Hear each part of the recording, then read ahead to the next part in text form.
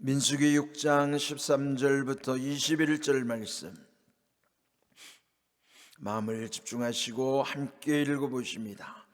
나실인의 법은 이러하니라. 자기의 몸을 구별한 날이 차면 그 사람을 회막문으로 데리고 갈 것이요, 그는 여호와께 헌물을 드리되 번제물로 1년 된 흠없는 수양 한 마리와 속죄제물로 1년 된 흠없는 어린 암양 한 마리와 화목제물로 흠없는 숫양 한 마리와 무교병 한 광주리와 고운 가루에 기름 섞은 과자들과 기름 바른 무교전병들과 그 소제물과 전제물을 드릴 것이요, 제사장은 그것들을 여호와 앞에 가져다가 속죄제와 번제를 드리고 화목제물로 수량의 무교병 한 광주리를 아울러 여호와께 드리고 그 소제와 전제를 드릴 것이요, 자기의 몸을 구별한 나실인은 회막문에서 자기의 머리털을 밀고 그것을 화목제물 밑에 있는 불에 둘지며,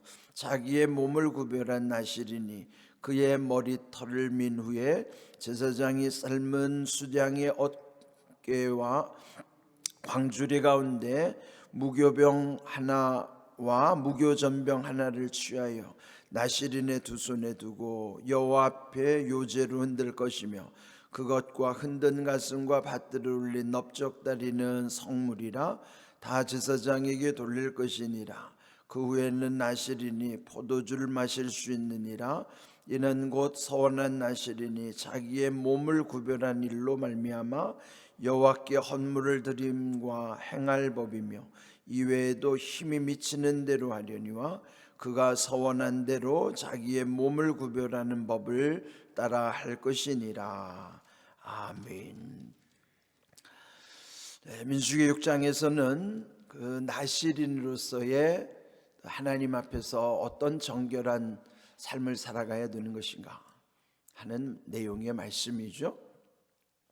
어제 말씀드린 바 여러분 이제 기억하시면, 나실인이라고 하는 것은 특별히 하나님께 구별된, 그래서 오늘 제목이 구별이에요. 오늘 이 6장 전체를 보면 구별이라고 하는 단어가 무려 15번이나 반복이 됩니다. 그래서 나실인이라고 하면은 하나님께 특별히 구별되어서 모든 삶을 성별하게 구분해서 살아야 하는 엄격한 삶을 여기서도 강조하는 내용이 있어요.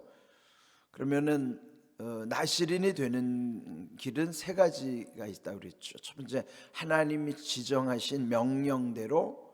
두 번째로는 부모가 그 자식을 서원할 때. 세 번째는 당사자 본인이 어떤 기간을 설정하여 자원하여 스스로 나실인이 되는 거예요.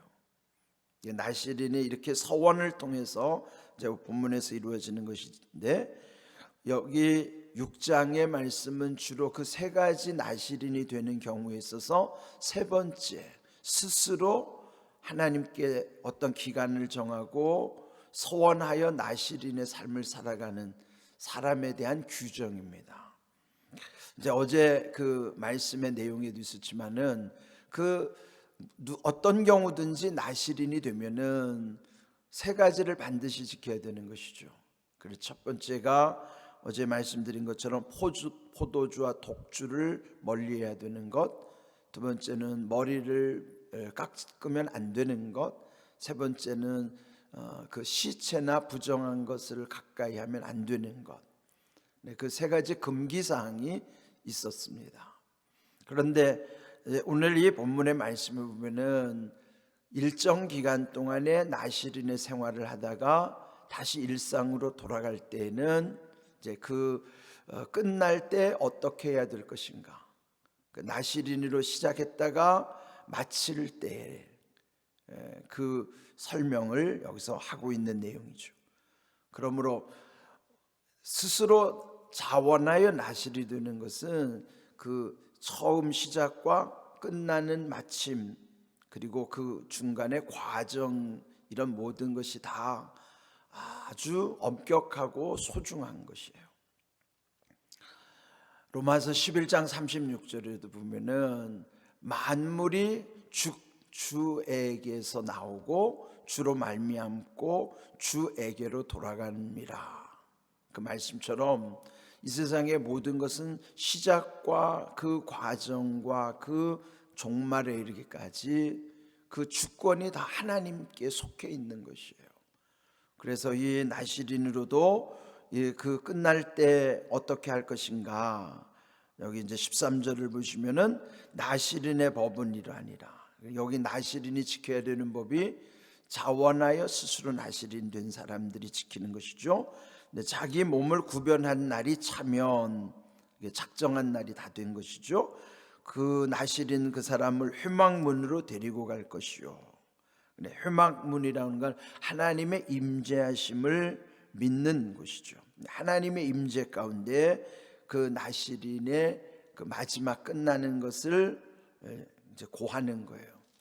네, 그럴 때는 14절 15절 내용에 보시면은 하나님께 드리는 헌물의 종류가 나와요. 여기 보면 첫 번째 번제물, 번제 드리는 제물이죠. 또 그 밑에 속죄물, 화목제물, 소제물, 이렇게 네 가지 제사를 드리는 게 번제, 화목제, 또 속죄제, 소제, 이렇게 그 제물을 준비하여 하나님께 제사를 드리는 것이에요. 네, 이것이 이제 오늘 우리에게 있어서는 여러분이 어떤 하나님께 작정하는 기도가 있잖아요. 그러면 그 작정 기도하는 동안에 하나님 앞에 드리는 예물에 해당하는 내용일 것입니다. 이렇게 엄격하게 그렇게 한 다음에, 그리고 18절을 보시면은 자기의 몸을 구별한 나시린은 회막문에서 자기 머리털을 밀고 그랬죠. 그 마지막은 그동안에 길렀던 머리를 깎는 거예요. 그래서 일상으로 돌아가도록 그렇게 하는 것이죠. 이제 이런 모든 절차를 통해서 이제 특별히 이제 21절을 보시면요, 거기에 아주 중요한 말씀이 또 언급되어 있어요. 이는 곧 서원한 나시린이 자기의 몸을 구별한 일로 말미암아 여호와께 헌물을 드림과 행할 법이며 이 외에도 힘이 미치는 대로 하려니와. 그래서 여기 이제 모든 법대로 그 일을 다 하지만은, 그리고도 이 외에도 힘이 미치는 대로 하라. 힘이 미치는 대로가 뭘까요? 그게 쉽게 표현하면은 최선을 다하라 하는 거예요. 힘이 미치는 대로 할 수 있는 게 최선을 다하는 것입니다. 우리가 하나님 앞에 할 수 있는 건요, 최선을 다하는 거예요. 사람마다 다 능력과 형편이 다르죠. 그러면은 우리가 사는 형편도 다르고 또 하나님이 주신 각각의 재능도 다 달라요. 근데 모두에게 중요한 건 뭐냐면 하나님께서 주신 자기 재능과 형편 속에서 최선을 다하는 거예요. 그리고 최선은 사람마다 다를 수 있겠죠. 형편과 능력이 다르니까요. 그런데도 주님이 우리에게 나타내 주신 말씀 속에도 보면은 예수님이 큰 걸 요구한 게 아니라 최선을 요구하시는 거예요. 그러니까 무엇을 하든지 여러분이 하실 수 있는 거기서부터 최선을 다하면 되는 거예요. 그것이 누가 많고 적음의 문제가 아니고 최선을 다하는 그 과정을 하나님께서 귀하게 보시는 것입니다. 그러니까 여러분, 남과 비교할 것도 없어요. 누구는 어떻게 얼마나 하는데 그게 중요하지 않아요. 하나님 내게 주신 형편과 능력이 있으니 거기서부터 나의 힘껏 하면 되는 거예요. 힘이 미치는 대로 하면 되는 거예요. 그것이 최선인 거예요. 하나님은 우리 모두에게 최선을 보시는 거예요. 그런데 어떤 겉으로 드러난 형식이 중요한 게 아닙니다. 보이지 않는 그 안에 우리의 마음 중심이 중요한 거예요. 옛적에 보면 그 하나님께 드리는 예물을 그 돈을 바탕 돈을 들여야 된다고, 지금이야 뭐 은행에서 신권을 바꾸기 쉽죠. 그래, 예전에는 그 돈도 바꾸기 어려운 시절에 보면은 그 돈을 다리미로 빳빳하게 다려 갖고서 드리는 거예요. 그러니까 얼마나 그 정성이겠습니까? 뭐 그걸, 아니 1,000원짜리를 빳빳하게 다린다고 해서 그게 10,000원짜리 됩니까? 그렇지는 않죠. 다만 그 마음에서부터 하나님께 그 정말 새 것을 드리고 싶은 마음, 그 정성으로 사실은 그렇게 하겠죠. 그건 정말 소중한 마음이에요. 그런데 가난한 사람이 1,000원짜리를 다리는 건 저는 그건 귀하다고 봐요. 근데 부자가 1,000원짜리를 다리고 앉아있으면 전 이거 위선이라고 봅니다. 근데 옛날에 그런 거를 형식을 닮으려고 그래요. 본질을 닮으려고 안 하고 남이 다리니까 나도 다리고 있어요. 그것도 부자가 말이에요. 부자가 남들이 1,000원짜리 다니까 자기도 1,000원짜리 다리고 앉아있어요. 그건 위선이에요. 똑같이 다린다고 똑같은 마음이 아니에요. 아니 똑같은 형편에서 나는 더 드릴 수 있으면 차라리 다리지 않고 나는 더 드리겠습니다. 그러나 더 드릴 게 없으니까 그 사람은 다리는 거예요. 그게 중요한 것이지, 내가 더 드릴 수 있는데도 불구하고 그것 가지고 다리고 앉아 있어요? 그건 위선입니다. 우리가 이거 잘 생각해야 돼요. 모양을 세련되게 낸다고 그게 아름다운 게 아니에요. 예? 그래서 디모데후서에 보면 3장에 말세 때에 경건의 모양은 있으나 경건의 능력을 상실한 사람들을 따라가지 말라고. 예? 보여지는 거는 모양이고요, 거기 모양에서 능력 나타나지 않아요. 무슨 교회가 세련되고 예배가 세련되다고 거기 능력 나타나는 거 아니에요. 하나님을 사랑하는 마음과 열정들이 모인 곳에는 천막교회에 모였어도 거기 능력 나타나는 거죠. 그래서 우리가 늘 생각해야 돼요. 최선을 다하는 것이 무엇인가? 각각의 형편 다르잖아요. 그러니까 가난한 사람은 자기 형편에서 정말 더 드릴 게 없어서 하나님 앞에서 그냥 그 빳빳한 돈이라도 드리고 싶어서 다리는 그 정성은 하나님이 귀하게 받으시는 거예요. 그런데 드릴 수 있으면 더 드리는 쪽이 더 중요하죠. 그게 하나님이 보시는 마음입니다.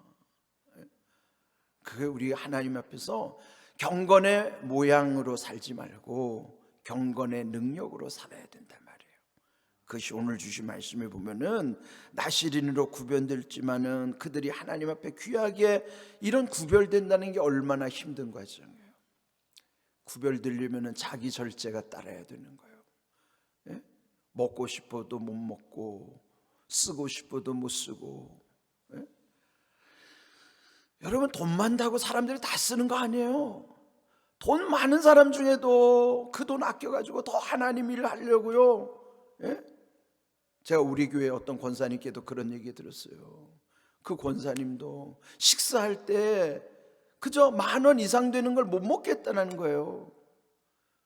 예? 10,000원 이상 되는 걸 못 먹겠다는 거예요. 그분 돈이 없어서가 아니에요. 하나님 앞에 죄송해서 어떻게 하면 좀 더 주님의 일을 할까? 그 가진 돈을 그렇게 쓰기 위해서 자기 눈은 10,000원 이상 되는 밥을 못 먹겠다는 거예요. 아니 요즘 밥값이 얼마나 비싸요. 웬만하면 다 10,000원 이상 되는 그런 시대인데. 그러니까 여러분 부자라고 돈 다 함부로 쓰는 거 아니에요. 정말 하나님 앞에서 그거 절제하고 덜 쓰고 그래서 하나님 기뻐하신 쪽으로 쓰려고 하는 사람들 적지 않아요.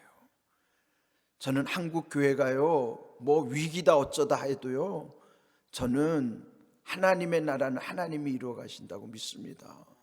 깨어있는 성도들이 있어요. 지금도 보이지 않는 곳에서 눈물을 흘려가며 기도하고 하나님의 나라를 위해서 헌신하려고 가진 거, 먹고 싶은 거 그 덜 쓰면서 주의 일 감당하려고 하는 분들이 적지 않다고요. 그래서 한국 교회가 아직도 살아있는 거예요. 저는 공항교회가 그런 교회라고 믿습니다. 모든 좋은 것을 함께하는 교회란 말이죠. 그래서 오늘 주신 말씀처럼 정말 하나님 앞에서, 중심 보시는 하나님 앞에서 경건의 모양에 유혹당하지 말고 경건의 능력을 추구하는 중심 보시는 하나님 앞에서, 제가 오늘 아침에 묵상할 때 구별된 삶도 중요하지만 21절 마지막 부분에 이외에도 힘이 미치는 대로 하려니와, 이 말씀이 가장 마음에 와닿았어요. 하나님 앞에 최선을 다하고도 그 외의 마지막까지도 끝까지 힘이 미치는 대로 하나님께 드리는 최선의 삶, 그거 다른 사람 몰라줘도 돼요. 하나님만 아시면 돼요. 오직 우리 주님 바라보면서, 우리 인생 멀지 않았잖아요. 저는 요즘 장례식이 너무 많아가지고 장례식 갈 때마다 자꾸 인생을 돌아보는 거예요. 제가 장례식장 갈 때마다 자주 드렸던 말씀 기억하시죠? 장례식장 가면 저는 의도적으로 그 고인의 영정 속에 제 얼굴을 한번 집어넣어보고 옵니다. 언젠가는 나도 영정의 주인공이 될 것이고, 지금은 여기서 장례식을 집례하지만 언젠가는 나는 저 영정의 주인공이 되고 또 나를 위해서 누군가가 와서 하겠지. 그럴 때 이번에 최기장 성도님도 처음에 갔더니 거기에 앞에 위패에다가 유교식으로 써놨더라고요. 그 장례식장에서 착각을 한 거죠. 제가 그거 좀 바꿔달라. 성도라는 게 얼마나 중요한지 아냐. 저는 평생을 목사로 산다고 하지만 제가 우리 아이들에게도 유언한 게 그거예요.